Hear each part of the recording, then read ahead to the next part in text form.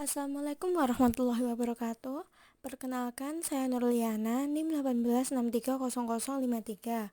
Di kesempatan kali ini, saya akan sedikit menjelaskan tentang asam basa. Dalam bab asam basa ini terbagi menjadi 4 topik. Yang pertama yaitu kekuatan asam basa, yang kedua buffer, yang ketiga kesetimbangan kelarutan, dan yang keempat yaitu kesetimbangan senyawa kompleks. Yang pertama yaitu kekuatan asam basa. Kekuatan asam dan pH dari larutan garam. Apabila suatu senyawa ini dilarutkan dalam air, maka senyawa tersebut akan mengalami proses pelarutan. Ketika sudah terlarut, senyawa tersebut dapat memiliki sifat asam basa atau netral. Kekuatan asam atau basa dapat diukur berdasarkan kemampuan senyawa mendonorkan proton. Semakin sukar mendonorkan proton, maka asamnya akan semakin tinggi. Kekuatan asam diukur juga berdasarkan pelarutnya, suhu, dan struktur molekul asam. Nah, dalam kesempatan kali ini kita akan belajar tentang 3 senyawa, yaitu non-logam hibrida, oxoacid, dan hidrat metal ion. Non-metal hibrida merupakan senyawa biner yang tersusun atas atom hidrogen dan unsur non-logam. Ada 2 faktor yang menentukan bagaimana proton H+ dapat dengan mudah dilepaskan. Yang pertama yaitu elektronegativitas dari non-logam pusat, dan yang kedua yaitu kekuatan ikatan E dengan H, yaitu non-logam dengan H. Ke elektronegativitas pusat non-logam. Elektronegativitas meningkat sehingga keasaman meningkat. Dalam suatu periode dari kiri ke kanan, keelektronegatifan akan semakin meningkat. Keelektronegativitas meningkatkan keasaman karena keelektronegativitas yang tinggi mampu menarik awan elektron yang ada pada atom H, sehingga senyawa ini memiliki kepolaran yang lebih besar. Semakin mudah membentuk, maka hanya akan mudah dilepas. Kekuatan ikatan E dengan H. Semakin ke bawah, ikatannya akan semakin panjang dan menjadi lebih lemah, sehingga H+ akan lebih mudah dilepaskan, seperti pada contoh asam hidrolik, yaitu HF lebih kecil dari HCl, lebih kecil dari HBr, dan lebih kecil dari HI. Oxoacid, senyawa yang terdiri dari atom hidrogen, oksigen, dan unsur lain E, yang berperan sebagai pusat. Semua oxoacid atom H-nya akan berikatan dengan atom O. Panjang ikatan tidak jadi penentu kekuatan asam. Di sini ada 2 faktor yang menentukan kekuatan asam suatu senyawa oxoacid, yaitu elektronegativitas dan elektronegativitas atom pusat, jumlah atom O yang mengelilingi non-logam pusat. Oxoacid dengan jumlah atom O yang sama. Semakin meningkat keelektronegatifan E, maka kepolaran O dengan H semakin meningkat, yang mengakibatkan atom H+ mudah untuk terlepas. Contohnya di Hippolous acid, HOE, di mana E adalah atom hidrogen. Di sini H berikatan dengan O berikatan dengan I lebih kecil daripada HOBr lebih kecil daripada HOCl. Dengan dapat dilihat di situ Ka-nya berapa. Kemudian oxoacid dengan jumlah atom O yang berbeda. Semakin banyak atom O, maka pergeseran kerapatan elektron semakin besar dan ion H+ lebih mudah untuk dilepaskan. Contohnya HOCl lebih kecil dari HOClO, lebih kecil dari HOClO2, dan lebih kecil dari HOClO3. Hidrat ion metal. Beberapa logam tidak terhidrasi dan bersifat asam karena ion logam dapat mentransferkan ion H+ ke air. Contohnya yaitu metal nitrat MnO3 dilarutkan dalam air. Dapat dilihat di situ reaksinya. Kemudian jika ion logam Mn+ kecil dan bermuatan tinggi, kerapatan muatannya yang tinggi menarik kerapatan elektron yang cukup dari ikatan O dengan H molekul air yang terikat sehingga H+ dilepaskan. Di slide sudah ada reaksinya, dapat dilihat. Oksida merupakan suatu senyawa yang setidaknya di dalam senyawa tersebut ada 1 atom O dan 1 unsur lain. Oksida diklasifikasikan ke dalam 3 sifat, yaitu asam, basa, dan amfoter. Oksida asam merupakan oksidasi yang akan bereaksi dengan air dan membentuk asam. Contohnya CO2 plus H2O akan membentuk H2CO3. Atau ada reaksi lainnya yaitu SO3 plus H2O akan membentuk H2CO3. Oksida yang bukan logam memiliki jumlah unsur yang tinggi dengan sifat asam.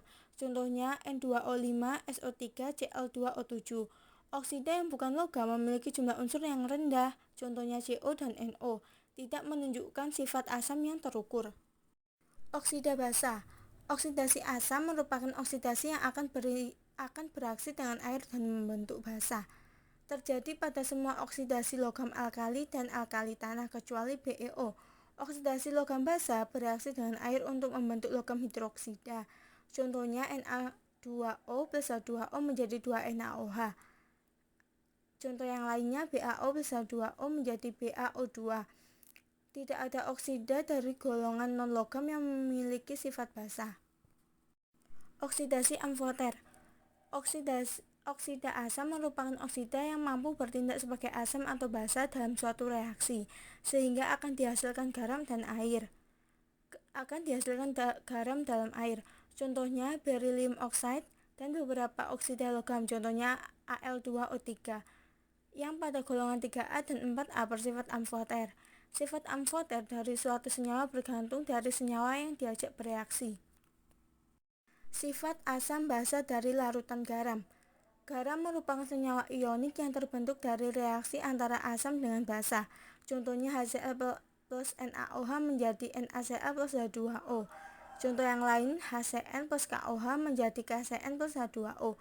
Karena garam mengandung dua ion, maka pH larutannya berpotensi dipengaruhi oleh kation atau anion dan bisa jadi keduanya. Klasifikasi garam. Garam yang memberikan sifat netral, yaitu asam kuat plus basa kuat. Garam yang menghasilkan larutan asam, yaitu asam kuat plus basa lemah. Garam yang menghasilkan larutan basa ada asam lemah plus basa kuat. Garam kation asam lemah plus dan anion basa lemah, asam lemah plus basa lemah. Garam dari anion amfiprotik, yaitu asam poliprotik plus basa kuat. Topik yang kedua yaitu kesetimbangan asam basa dan kesetimbangan larutan atau buffer. Buffer merupakan larutan yang dapat mempertahankan pH secara drastis dengan adanya penambahan sejumlah asam atau basa lemah dengan konjugatnya. Buffer dapat bekerja karena buffer tersusun atas asam dan basa di dalam komponennya. Asam dan basa pada buffer tidak boleh saling bereaksi satu sama lain. Ada dua tipe larutan buffer, yaitu buffer yang bersifat asam lemah dan basa konjugatnya. Contohnya CH3COOH plus H2O menjadi H3O plus CH3COO-. Lalu yang kedua ada buffer yang bersifat basa, yaitu basa lemah plus asam konjugatnya. Contohnya NH3 plus H2O menjadi OH- plus NH4 plus. Contoh komposisi buffer yaitu ada CH3COOH dan CH3COONA. Lalu ada H3PO4 dan KH2PO4, ada H2C2O4 dan Na2C2O4, ada juga H2CO3 dan NaHCO3. Bagaimana sih cara kerja buffer? Buffer asam yaitu CH3COOH plus H2O menjadi H3 plus O plus CH3COO-. Karena hanya terbentuk sedikit produk ion asetat, maka perlu dilakukan penambahan ion dari luar, yaitu CH3COONA menjadi CH3COO- plus Na+. Bagaimana jika buffer tersebut ditambah asam atau basa? Maka dapat dilihat pada slide ini sudah ada ilustrasinya. Cara kerja buffer basa. Contohnya NH3 plus H2O menjadi OH- plus NH4 plus. Karena hanya terbentuk sedikit produk ion NH4+, maka perlu dilakukan penambahan ion dari luar, yaitu amonium klorida. NH4Cl menjadi NH4+ plus Cl-. Kapasitas buffer. Kapasitas buffer yaitu kemampuan buffer untuk menjaga pH-nya ketika asam atau basa kuat ditambahkan. Kapasitas buffer dipengaruhi oleh asam dan basa penyusunnya. Ada dua jenis konsentrasi, yaitu absolute count dan relative count. Absolute concentration yaitu semakin tinggi konsentrasi penyusun buffer, maka kapasitasnya semakin tinggi pula. Contohnya dapat dilihat di slide. Yang kedua yaitu relative concentration. Semakin dekat komponen penyusun, maka semakin besar kapasitasnya. Contohnya juga dapat dilihat di slide. Range buffer. Range buffer merupakan batasan pH untuk dapat bekerja secara efektif. Range buffer berikatan erat dengan konsentrasi penyusun buffer. Apabila rasio asam atau basa jauh dari angka 1, maka buffer tersebut dinilai kurang efektif, sehingga kapasitasnya akan rendah. Preparation buffer. Hal-hal yang perlu diperhatikan yaitu pemilihan asam atau basa konjugat. Lalu tentukan rasio delta amin per delta HA. Tentukan konsentrasi buffer yang harus dicampur dan dihitung campurannya. Lalu tentukan juga campuran secara bertahap atau sedikit demi sedikit dan ukur pH-nya dengan pH meter. Yang ketiga yaitu kesetimbangan larutan. Kebanyakan zat terlarut memiliki kelarutan terbatas dalam pelarut tertentu, termasuk senyawa ion. Ketika senyawa ionik dilarutkan dalam air, biasanya masuk sebagai ion. Ketika kelebihan senyawa ionik yang sedikit larut dicampur dengan air, terjadi kesetimbangan antara senyawa. Beberapa senyawa ion sedikit larut dalam suatu pelarut insoluble, maka senyawa tersebut akan mencapai kesetimbangan dengan sedikit sekali zat terlarut. Ekspresi produk ion QSP. Di dalam air, senyawa ion membentuk ion sebagai produk. Q atau produk ion mewakili produk dari konsentrasi molar ion yang dipangkatkan dengan koefisien stoikiometrinya. Sebagai contoh, untuk larutan jenuh timbal 2 fluorida, kita memiliki PbF2 solid menjadi Pb2 plus aquos plus 2F aquos. Untuk setiap sistem kesetimbangan, kita dapat menulis hasil bagi reaksi. Dapat dilihat di slide. Secara sederhana, kita dapat menulisnya ion produk sama dengan konsentrasi Pp2+ dikali konsentrasi F pangkat 2 sama dengan QSP. Ketika larutan jenuh, nilai QSP mencapai nilai konstan yang disebut konstanta hasil kali kelarutan, yaitu QSP. PbF2 solid menjadi Pb2 plus aquos plus 2F aquos. QSP-nya Pb2 plus konsentrasi Pb2 plus dikali konsentrasi F2 sama dengan KSP. Konstanta hasil kali kelarutan atau KSP. Hasil kali kelarutan atau konstanta hasil kelarutan KSP merupakan hasil kali konsentrasi molar ion-ion dalam larutan jenuh, dipangkatkan ke pangkat yang sesuai. Secara umum, konstanta hasil kali KSP adalah konstanta kesetimbangan untuk kesetimbangan kelarutan senyawa ionik yang sedikit. KSP hanya bergantung pada suhu, bukan pada konsentrasi ion individu. Berdasarkan aturan kelarutan, AgCl tidak larut, tetapi jika beberapa AgCl pada ditempatkan dalam air, jumlah yang sangat kecil akan larut. Ketika larutan menjadi jenuh, yaitu AgCl solid menjadi Ag plus aquos plus Cl min aquos. Konstanta kesetimbangan untuk proses kelarutan ini disebut konstanta hasil kali kelarutan AgCl yang dapat ditulis sebagai berikut. KSP sama dengan konsentrasi Ag plus dikali konsentrasi Cl min. Perhitungan yang melibatkan KSP. Salah satu cara untuk menentukan nilai KSP yaitu untuk garam dengan mengukur kelarutannya. Beberapa banyak garam yang diperlukan untuk memberikan larutan jenuh dalam sejumlah larutan tertentu.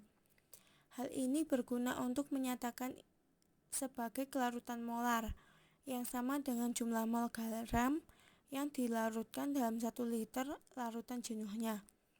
Kelarutan molar dapat digunakan untuk menghitung KSP. Asumsinya yaitu semua garam yang larut 100% terdisosiasi menjadi ion yang tersirat dalam rumus garam. Efek dari ion yang sama.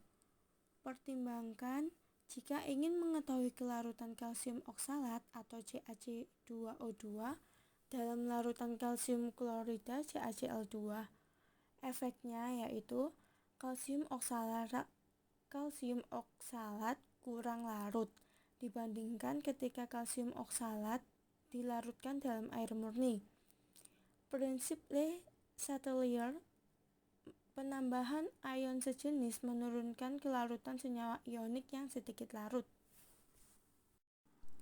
Kristal kalsium oksalat CaC2O2 dilarutkan dalam sejumlah air murni untuk menghasilkan kesetimbangan, yaitu CaC2O4 solid menjadi Ca2 plus aqueous plus C2O4 2- aqueous. Ditambahkan CaCl2, yaitu CaCl2 solid menjadi Ca2 plus 2Cl-. Kesetimbangannya yaitu CaC2O4 solid menjadi Ca2 plus, ini yang ditambahkan, plus C2O4 2-. Penurunan kelarutan kalsium oksalat dalam kelarutan kalsium klorida adalah contoh dari efek ion umum. Memprediksi formasi endapan. Untuk melarutkan padatan ionik dalam larutan berair, salah satu dari kondisi berikut dapat terjadi, yaitu larutan tidak jenuh, solusinya jenuh, solusinya lewat jenuh. Kita dapat membandingkan nilai Q dengan K agar garam dapat memprediksi apakah akan terbentuk endapan atau tidak. Endapan akan terbentuk yaitu Q lebih besar daripada KSP atau lewat jenuh. Endapan tidak akan terbentuk ketika Q sama dengan KSP jenuh atau Q lebih kecil dari KSP tak jenuh. Contoh soal memprediksi formasi endapan. Misalnya, PbNO2 dan NaCl dilarutkan dalam air menghasilkan larutan 0,05 molar Pb2 dan 0,1 molar Cl.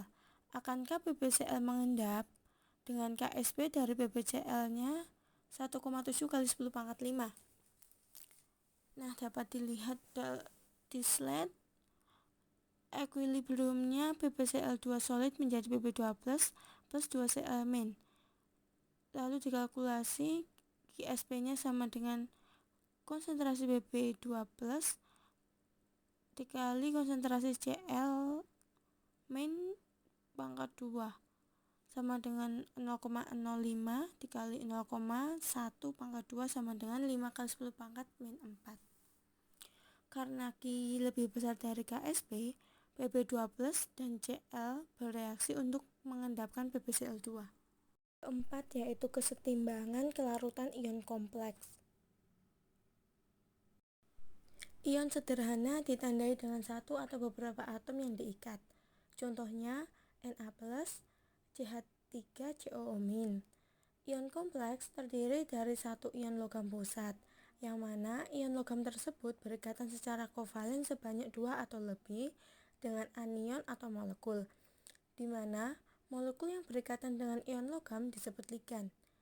Contoh ligan dalam bentuk ion yaitu hidroksida, klorida, dan sianida. Contoh ligan dalam bentuk molekul yaitu air, karbon monoksida, dan amonia. Contoh senyawa ion kompleks yaitu Cr NH3 6 kali 3+. Nah, dapat dilihat di sini dalam gambar ini Cr berada di tengah yang merupakan ion pusatnya, kemudian dikelilingi dengan 6 NH3, di mana pusatnya ini Cr13 dikelilingi oleh 6 ligan NH3 yang memberikan muatan keseluruhannya itu 3+. Pembentukan ion kompleks. Ada suatu garam dengan rumus MnO3 2 kali, di mana M ini menandakan ada ion logam pada garam tersebut. Garam MnO3 2 kali ini dilarutkan dalam air akan terbentuk kompleks ion. Karena dilarutkan dalam air, maka air ini berperan sebagai ligan yang posisinya mengelilingi ion metal.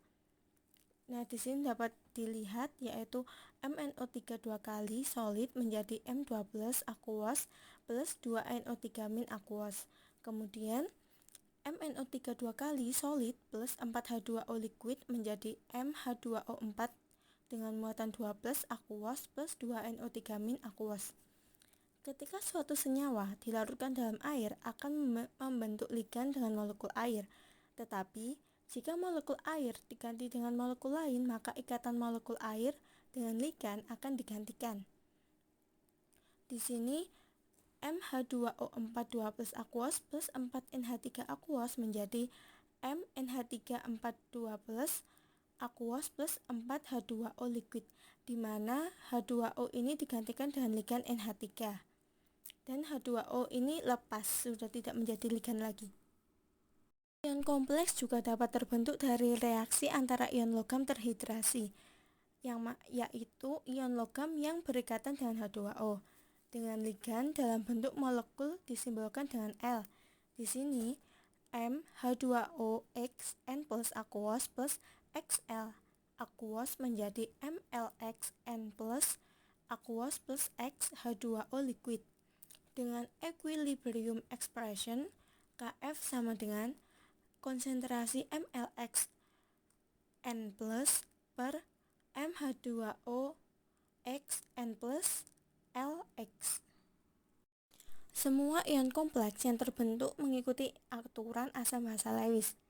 Ion kompleks terdiri dari ion logam dan ligan, di mana ion logam ini sebagai asam Lewis, yaitu suatu senyawa yang menerima pasangan elektron, dan ligan berperan sebagai basa Lewis, yaitu suatu senyawa yang mampu mendonorkan pasangan elektron. Contohnya Ag+ plus 2NH3 menjadi AgNH3 dua kali, di mana Ag+ berperan sebagai asam Lewis dan NH3 berperan sebagai basa Lewis. Ada suatu reaksi MH2O4 2+ plus 4NH3 menjadi MNH3 4 2+ plus 4H2O. Dalam pembentukan MNH3 4 2+ terdiri dari 4 tahapan, di mana NH3 akan menggantikan H2O secara bertahap sebanyak 4 kali. Karena penggantiannya ada 4 tahapan, sehingga Kf-nya juga ada 4 nilai. Nilai masing-masing Kf dalam setiap tahap lebih dari 1. Karena NH3 dapat menggantikan H2O, maka amonia bersifat basa Lewis yang kuat, sehingga mampu menggeser molekul air yang mana memiliki sifat amfoter, yaitu bisa asam atau basa. Tetapi di sini kekuatan basanya lebih tinggi NH3, sehingga molekul air ini dapat tergantikan. Jika ditambahkan amonia secara berlebihan atau secara terus-menerus ke dalam larutan yang mengandung MnH3 4 2+, maka hampir semua ion M2+ akan membentuk MnH3 4 2+. Logam transisi mempunyai tendensi untuk membentuk ion kompleks. Contohnya COCl2, yang mana mempunyai dua warna. Seperti pada gambar ini ada dua warna, yaitu pink dan biru. Warna pink ini dikarenakan ada COH2O6 2+. Apabila larutan tersebut ditambahkan HCl akan berubah warna menjadi warna biru, yang mana dari pembentukan ion kompleks COCl4 2-. Ion kompleks dan kelarutan endapan. Adanya ligan dapat meningkatkan kelarutan suatu senyawa ionik yang awalnya sedikit larut dalam air. Jika ligan tersebut membentuk kompleks dengan kation yang berasal dari senyawa ionik, misalnya besi 2 sulfida sangat sedikit larut, yaitu FeS plus H2O menjadi Fe2 plus HS- plus OH- dengan Ksp-nya 8 kali 10⁻⁻16. Ketika kita menambahkan beberapa NaCN 1 molar, ion Cn bertindak sebagai ligan, yang reaksinya yaitu Fe2 plus 6Cn- menjadi FeCN6 4- dengan Kf-nya 3 kali 10⁻35. Untuk melihat pengaruh pembentukan ion kompleks terhadap kelarutan FeS, kita tambahkan kedua persamaan, yaitu FeS plus 6Cn- plus H2O menjadi FeCN64- plus HS- plus OH- dan kalikan konstanta kesetimbangannya. K total sama dengan KSP kali KF, yang mana 8 kali 10 dengan 3 kali 10 pangkat 3 sama dengan 2 kali 10 pangkat 0. Disosiasi keseluruhan FeS menjadi ion meningkat pesat dengan adanya ligan. Terima kasih. Do you have any question?